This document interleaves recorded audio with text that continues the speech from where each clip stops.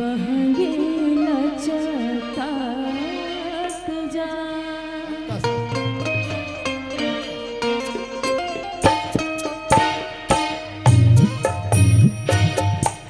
छठी मैया के लिए आप लोग हाथ उठाएंगे और कहना है क्या?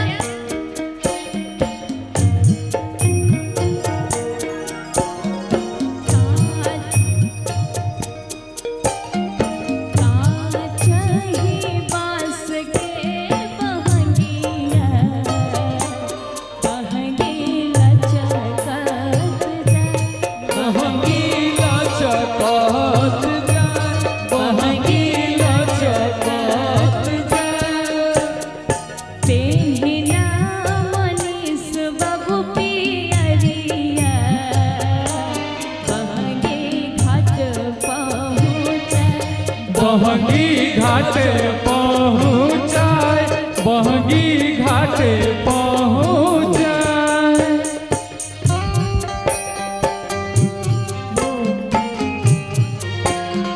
पता है आप लोगों को नहीं अच्छा लगता है, फिर भी छठी मैया के लिए कम से कम अपने आप को माफ कर लीजिए, दूसरे को मत करिए, अपने आप को माफ कर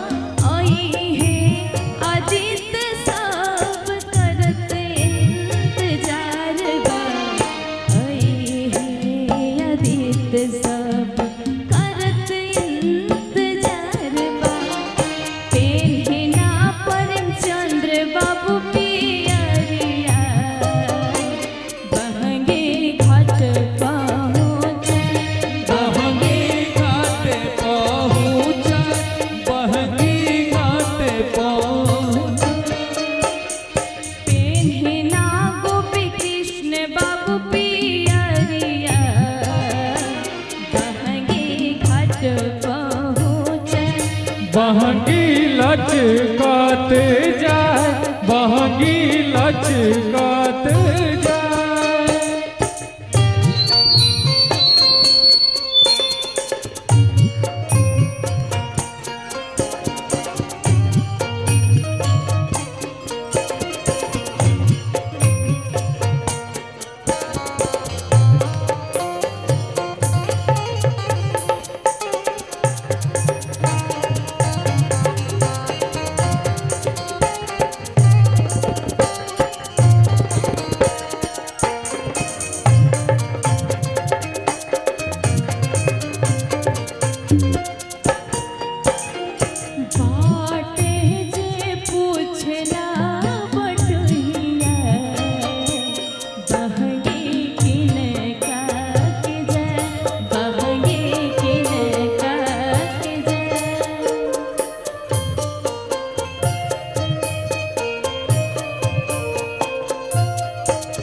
से